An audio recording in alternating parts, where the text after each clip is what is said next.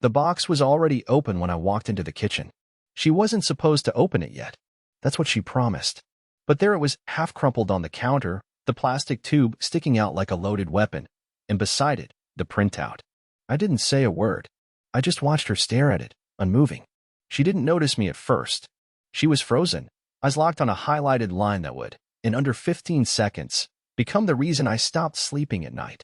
Then she turned her head, slow, almost robotic. Her lips moved like they were trying to form a joke but forgot how to laugh. "Dad," she said, You're not my real." I didn't hear the rest. My ears had started ringing. The kitchen felt like it folded in on itself. Every drawer, every pan, every photo on the fridge blurred into meaningless clutter. I couldn't look at her, my daughter, my child, my heartbeat for the last 18 years. Because suddenly, a stupid piece of paper was telling her that I wasn't any of those things. I was, what? A roommate? A mistake? She tried to hand it to me. I didn't take it. She whispered, "It's probably wrong, right? These things mess up all the time." That's what I wanted to hear, that it was an error, that she just got the results mixed up, that she accidentally sent in the dog's sample instead of hers. But behind her, standing in the hallway like a shadow trying to disappear into the wallpaper, was her mother. And the look on her face told me everything. She knew. Not for a day. Not for a week. She knew for years. I stared at her, no words, no expression. Just a slow, invisible crumbling from the inside out. I wasn't ready for a conversation. I wasn't ready for any of it. So I left. I left the kitchen. I left the paper. I left the dad title behind on the table where she dropped it like it meant nothing. I locked myself in the garage and sat on the cold floor for 2 hours. I stared at the dusty boxes labeled Christmas and old books and Aria's baby clothes, and it hit me. I don't even know if I packed those clothes for my daughter or someone else's. That night, the house was too quiet. My wife knocked on the door. Said we needed to talk. I didn't answer. She knocked again. Said it wasn't what I thought. I still didn't answer. Because the truth is, I wasn't ready to ask the question that had been clawing at my throat since the moment our daughter said, "You're not my real." Who is? And worse, why did you lie to me for 18 years? I wish I could say I slept that night. I didn't. Instead, I sat in the dark, staring at the glow of the garage light leaking under the door, wondering how much of my life had been a lie, and how long she'd been rehearsing her silence for this exact moment. I wasn't angry, just hollow.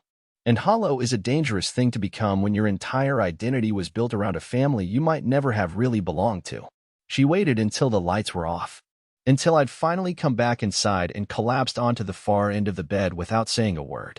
The kind of silence that says, "Don't touch me, don't ask me anything, don't lie to me again." But of course, she spoke anyway. Carefully, slowly, like every word was being measured for damage control. She said it was for fun. Just a test, my wife whispered in the dark. I didn't move. I didn't even breathe loud enough to break the stillness. She kept going. I didn't know she'd go through with it. Her voice cracked at the end like she was hoping I'd soften. But I didn't. Not this time. I said, "Did you know?" She went quiet. The kind of quiet that screams yes, even if she doesn't say it out loud. I turned my head toward her, just enough to see the outline of her face in the moonlight bleeding through the window. "Tell me the truth. Did you know?" Her fingers twisted into the blanket. She nodded. "I found out when she was a baby. I wasn't sure at first, but then she started to grow, and I cut her off." "How long were you planning to wait?" "Forever." She didn't answer that one. Probably because she already had. Her plan had always been silence. She sat up in bed, pulling her knees to her chest like she was the victim. That's what broke me most. The performance. The practiced fragility. The tears that came too quickly, too perfectly. I'd seen this version of her before, during arguments when she didn't want to admit she was wrong. When she wanted me to back down first. Only this time, she didn't realize I wasn't playing the same game anymore. "You said she was mine," I said, my voice low and steady. "You are her father." "You are," she shot back. "No, I was the father. Until today. Now I'm just the guy who paid for braces and taught her how to drive." She winced. Like I'd hit her, even though all I did was finally say something true. I wanted to scream. I wanted to break something, to shake the walls until they gave me answers. But all I could do was stare at the ring on her finger and wonder how many lies had been slipped on with it. Then came the worst part. She said, "I didn't cheat on you. Not in the way you think. It happened before we were serious. I didn't know I was pregnant at first. I thought. I thought it was yours. So you gambled. She stayed silent. You gambled my entire life. Her eyes finally met mine, watery, swollen, unrecognizable. It was one mistake. I chose you. I built a life with you. That means something. I stood up. No. That means you made a decision for me without asking.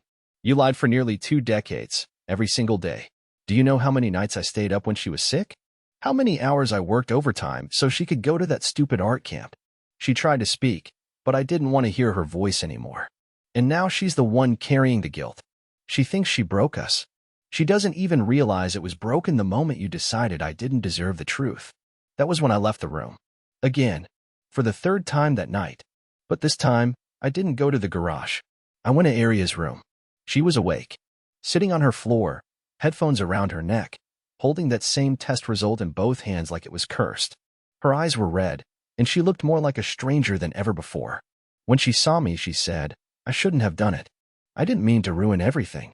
I kneeled in front of her, took the paper from her hands, and tore it clean down the middle. You didn't ruin anything.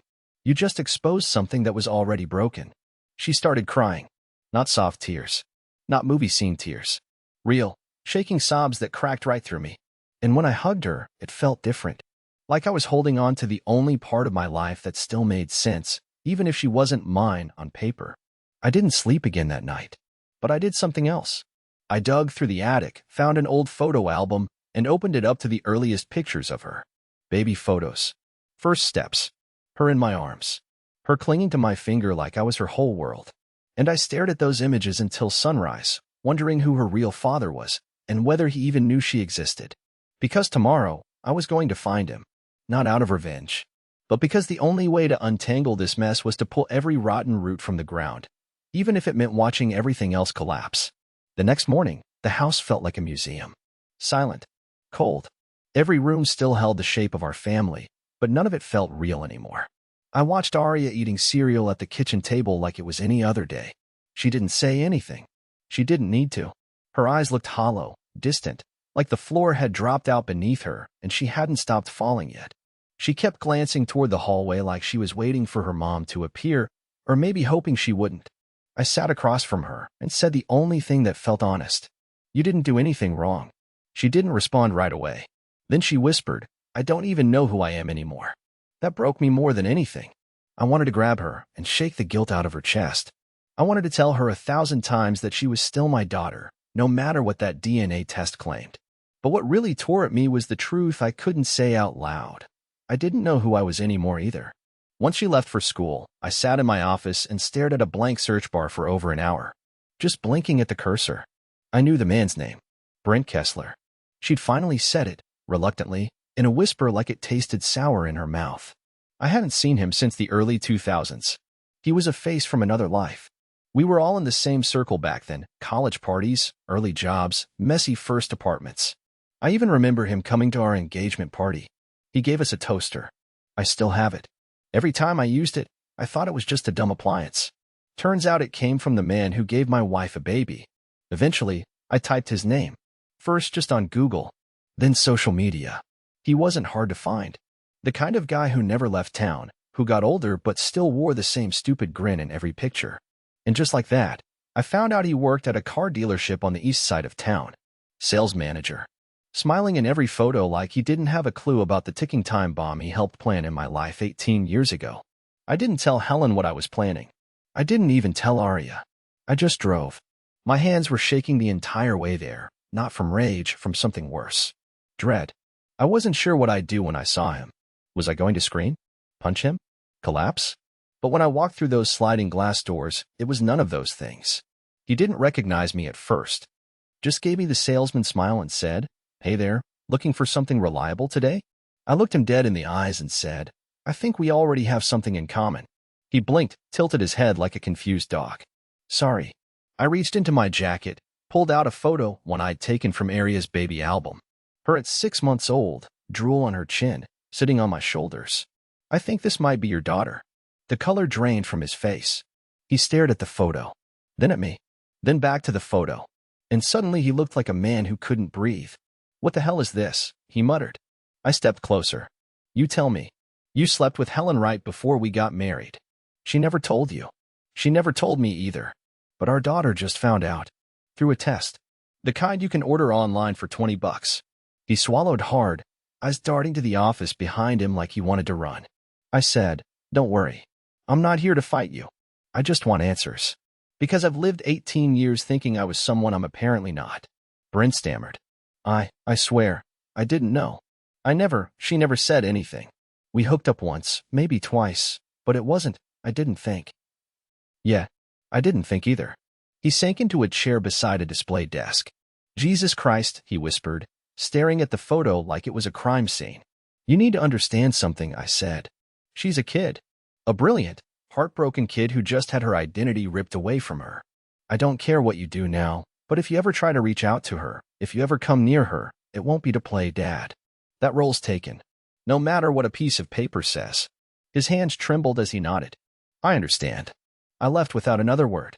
On the drive home, I kept replaying his face in my head, the horror, the guilt, the panic. Part of me wanted to feel satisfied, to know that he was just as shocked as I was. But I didn't. It didn't fix anything. It didn't make the years feel real again. It just added another layer to the mess. When I walked back into the house, Helen was in the kitchen, sipping coffee like it was any other day. She looked at me and asked, "Where did you go?" I looked right at her and said, "I went to meet the man who helped you build a lie." She didn't flinch. She just looked down at her mug like she couldn't bear to meet my eyes. And I said, "I think it's time we told Arya everything. Not just what she found out. All of it." Helen looked up. "Are you sure?" I nodded. "Because if we don't, she'll write the rest of the story herself, and it'll be worse than the truth." We waited until after dinner. That was the plan, if you could call it that. We just sat there, Helen and I, barely touching our food while Arya poked at her pasta like it might reveal a way to rewind time. She barely looked up from her plate. I could tell she was still carrying the weight of it, like she'd taken the entire blame of our crumbling marriage and stuffed it into her backpack beside her textbooks. I'd rehearsed what I was going to say, over and over, in my head, in the car, in the shower. But when I finally opened my mouth, none of those words came out. Instead, I just said, "Arya, we need to tell you everything. No more missing pieces." She didn't blink, didn't lift her head, but I saw her grip her fork tighter. Helen reached for my hand across the table. I didn't take it. I leaned forward and started. "What you found in that test, it wasn't a mistake. It's real, and it's not your fault. But there's more to it than you know." Arya looked up slowly. Her voice was quiet but sharp. "How long have you known?" I looked at Helen. This was her moment. She had to own it. For once. Helen took a shaky breath and said, "I've known, since you were a baby." I didn't want to believe it at first. I convinced myself it didn't matter. That love would fix it. That it would stay buried. Arya's face didn't move. Her voice cracked. "So you lied to both of us." "For 18 years. Helen tried to speak again, but Arya cut her off, voice rising. "You lied to him. You lied to me. You let me grow up thinking I knew who I was. And now what? You just expected it to never come out." "I was scared," Helen said, her voice brittle. "I didn't want to lose what we had. I didn't want to destroy everything. But you did. You destroyed it the moment you decided not to tell the truth. I wanted to stop it, to ease the pressure in the room. But there was no defusing this. It needed to erupt. I met him," I said softly. Arya looked at me, startled. "Who?" "Your biological father. His name is Brent. We knew each other once. A long time ago." He had no idea. He seemed just as blindsided as I was. Her eyes went wide. "You actually met him?" I nodded. "I needed to see it for myself. To know if he even knew you existed." He didn't. He looked like someone had punched the ground out from under him. She looked down at her plate again. Then she pushed it away like the very sight of it made her sick. I stood up and knelt beside her chair. "Listen to me. Nothing has changed between us. You are my daughter. You always will be. But if you need to know him, or if you don't, that's your choice. Not mine. Not your mother's." She wiped a tear off her cheek. "And what about us? Are you two still together?" Helen answered before I could. "I don't know," she said. "I hope so. But I know I broke something." I finally spoke the words I hadn't said out loud yet. I moved into the guest room. Arya flinched, just slightly. Her hands curled into fists. I feel like I'm in someone else's life. Like I walked into the wrong house. I wanted to tell her it would pass. That the storm would clear. But I couldn't lie like Helen had. So I just said, "Then let's rebuild it." but this time with everything on the table. No more secrets. She didn't speak after that. She just nodded, a tired, defeated nod. And then she stood up and went in her room. Helen didn't move. She sat there with tears in her eyes, staring at the empty chairs like she'd only just realized how far the damage had spread. Not just to me, but to all of us. Later that night, I passed Aria's door. It was cracked open, just a sliver. I paused, debated whether I should knock, but then I heard her whispering. On the phone. I don't know what to do.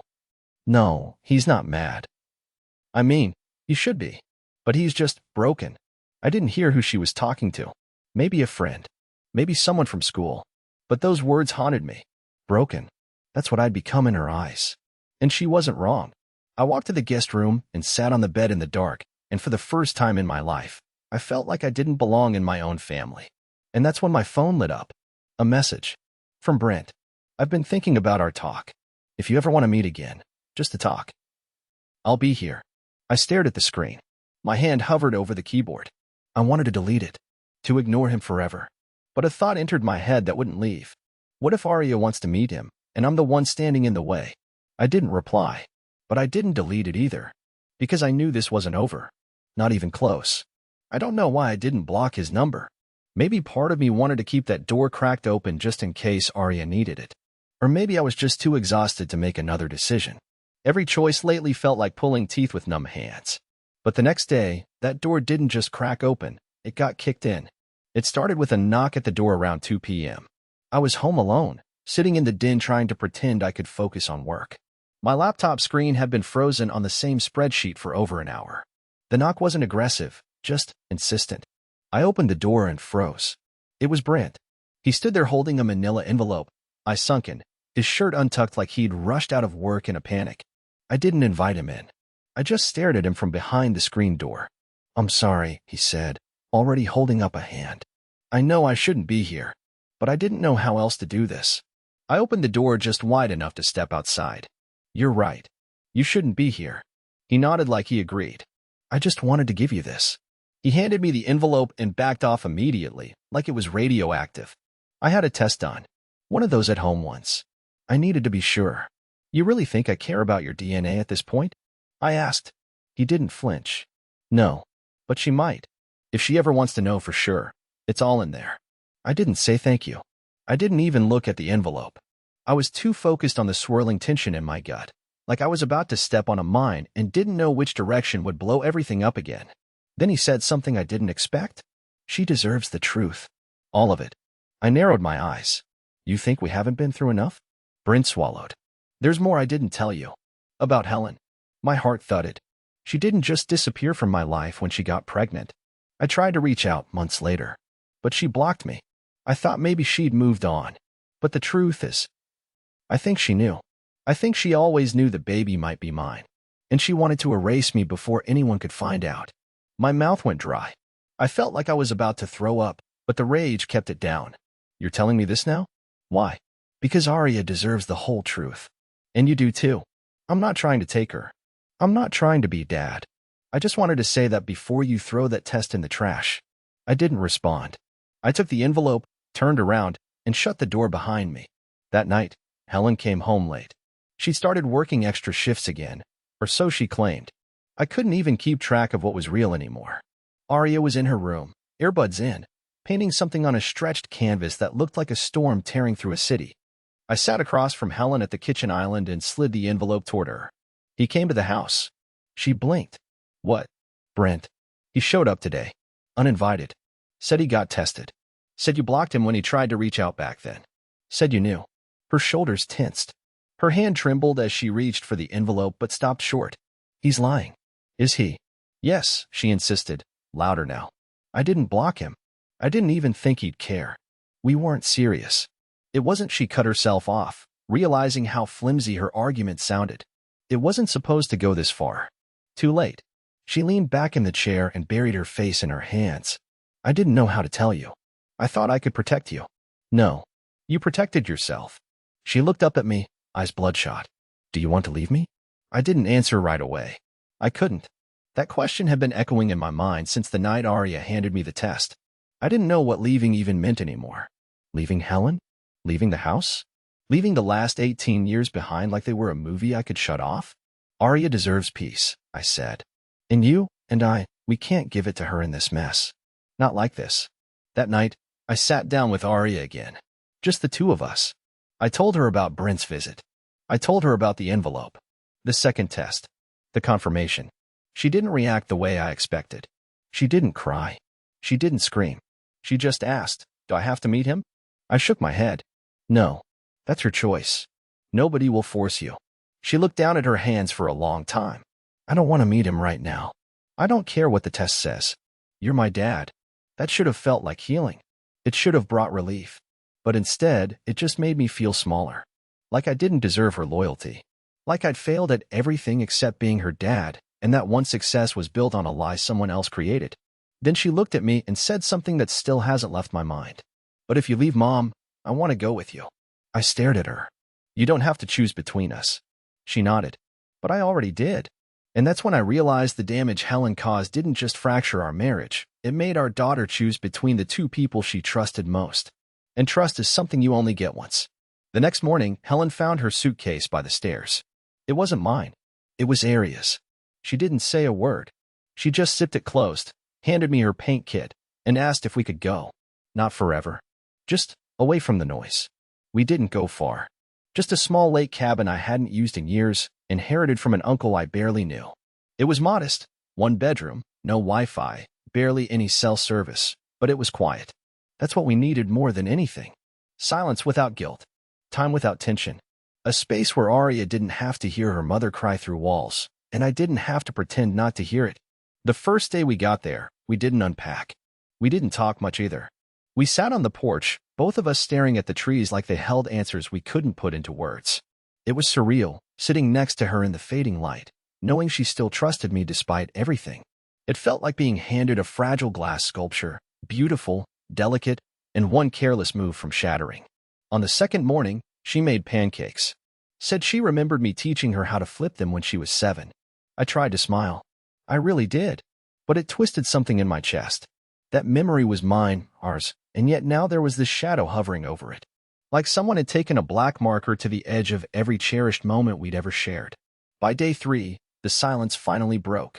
We were skipping stones on the lake when Arya asked, "If you'd known back then, would you have stayed?" The question hit me like a slap. She wasn't looking at me. She just kept her eyes on the ripples in the water. I hesitated, not because I didn't have an answer, but because I knew my answer would hurt no matter how I said it. I don't know, I admitted. I want to say yes.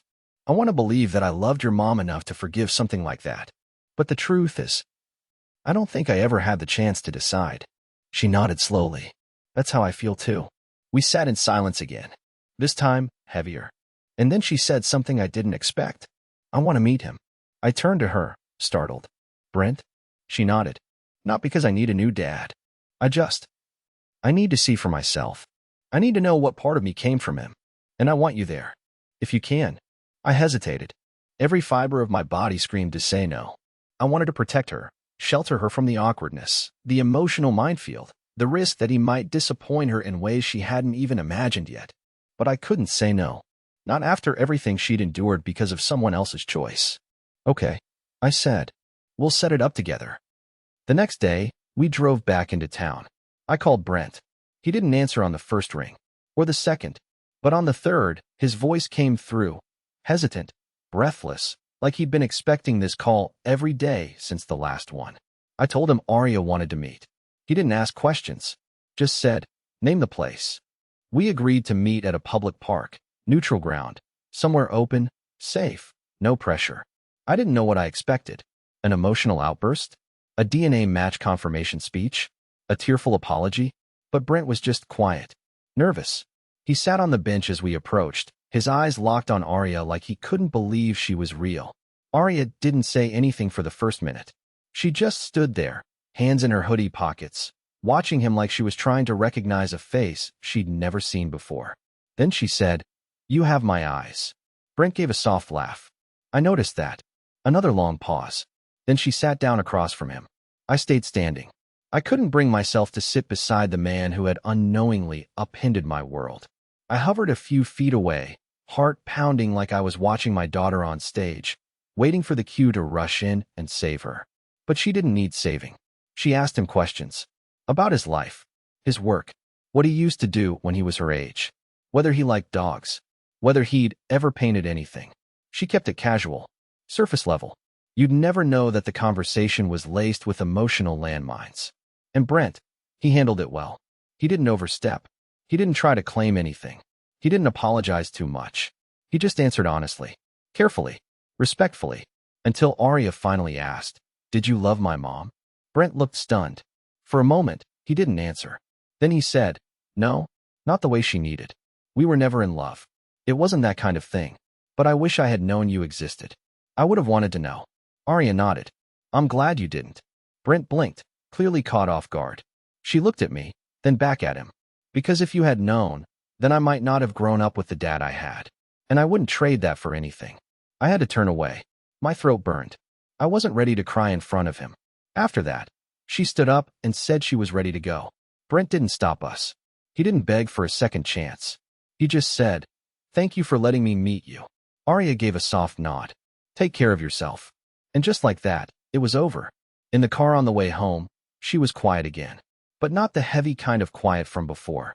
It was something calmer, lighter. She looked out the window and said, "I think I'm done wondering now." I reached over and squeezed her hand. We were almost home when she turned to me and said, "You should know something." "What's that?" I asked. She smiled, just a little. I never called him Dad in my head. Not once. The house smelled like lavender when we got home. Not subtle either, it was overwhelming. Helen had lit every candle she could find. The kind you burn when you're trying to cover up the scent of something worse. Or when you're trying to convince everyone that things are under control when they clearly aren't. She was sitting on the living room couch when we walked in, arms crossed tightly over her chest like she was holding herself together with invisible duct tape. Her suitcase was by the door, not Arya's this time, not mine. Hers. But her eyes weren't on me. They were fixed on our daughter. "You're back early," she said softly. Arya didn't reply. She walked straight to the stairs and paused just long enough to say, "I'm tired. I'll be in my room." When her door clicked shut upstairs, Helen stood up and looked at me like I was a stranger who'd broken into her home. "So how was it?" I stared at her for a beat. She met him, asked questions, got answers, handled it better than either of us. Helen nodded slowly, like she already knew. "And what did you say? Did you hold her hand the whole time? Make me the villain?" "No," I said. "You did that part all by yourself." She flinched. Then her voice cracked. "I'm still her mother." I felt something rise in my chest that I hadn't said aloud until now. "Then maybe you should have protected her from the one thing she can't unlearn." She looked down, biting her lip like she wanted to scream, but was trying not to. "You think I haven't been dying inside every day since she found out? You think this has been easy for me? I made one mistake. One. And I've paid for it every second since." "One mistake," I said, almost laughing. "A mistake is dropping your keys. You lied to me for 18 years. You built our life with me on a secret so massive that it's still detonating." I was scared. "No, you were selfish." That landed harder than I expected. She sat back down, this time slowly, like the weight of everything was finally settling on her. But instead of arguing, she did something she hadn't done before. She told the truth. I knew. From the beginning. I didn't want to believe it, but I knew. I blocked him. I cut him out before he ever even had the chance to find out. Because I saw what kind of man you were becoming, and I didn't want to lose that. "You didn't lose me," I said. "You never had me. You had a version of me that believed in the life we were building. You had the trust. You had the love. Now, you've got candles." She wiped her face roughly and then said, "I put my job on hold. I packed my things. I told HR I might take a leave of absence. I'm trying. Trying to do what? To fix it. To show you that I'll do whatever it takes." And then she pulled out an envelope. I didn't want to look. I was tired of envelopes. But she opened it for me and slid the paper across the coffee table. It was a handwritten letter. "To Arya." "I haven't given it to her yet," Helen said. "I've rewritten it a dozen times. But I need her to know the truth from me. Not through you. Not from Brent. Not from a test. I want her to know I'm not running away from this." I looked down at the letter. The words were raw. Honest. Painfully honest. She admitted everything. The timeline. The choice. The years of silence. She didn't defend herself. She didn't try to justify it. She just owned it. And for a second, I saw the woman I fell in love with. But it wasn't enough. I can't live in this house with you, I said. Helen closed her eyes. I figured. I'm not trying to punish you. But I can't breathe in here. Not when every wall reminds me of what wasn't real. She nodded. I'll leave tonight. That night, Arya came into my room while I was folding laundry. Her face was calm. Tired, but calm. She's leaving, isn't she? I nodded. She told me she wrote a letter. She did. Arya sat on the edge of the bed. Are you okay? I looked at her and gave the smallest smile. No, but I will be. Then she said something that caught me completely off guard. Do you ever think, maybe none of us are okay? And maybe we just learn how to live inside the wreckage? I wrapped my arm around her shoulders and held her tightly. Maybe. But maybe the wreckage clears, too. Maybe it takes time. Maybe all we need is a little air and a little distance. At midnight, Helen left. No dramatic goodbye. No weeping in the driveway. She just closed the trunk of her car, looked up at Arya's dark window, and drove away. The candles still burned long after she was gone. And as I stood at the window watching her disappear down the road, I realized something I never expected. The house finally felt still. Not peaceful. Not yet. But honest.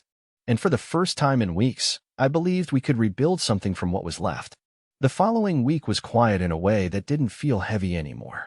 No more whispered arguments behind closed doors. No more walking on eggshells. No more unexpected envelopes or truth bombs waiting around corners. Just me and Arya, navigating a new rhythm, broken in places, yes, but slowly becoming our own again. She started playing music in the mornings. Low volume, soft acoustic stuff. I'd find her sketching on the porch or buried in a pile of art supplies on the living room floor. She started painting again, this time with colors that weren't just shades of storm clouds. I didn't ask her what they meant. I just let her create. I'd made a decision during those nights lying awake. I wasn't going to define our future by what Helen did. That betrayal, however deep, didn't get to rewrite everything we built. Especially not with Arya. She was mine in every way that mattered. No DNA test could change that. And if anything, the past few weeks had proved it more than ever. One evening, as the sun dipped behind the trees, Arya came outside with 2 mugs of tea and a small folded note.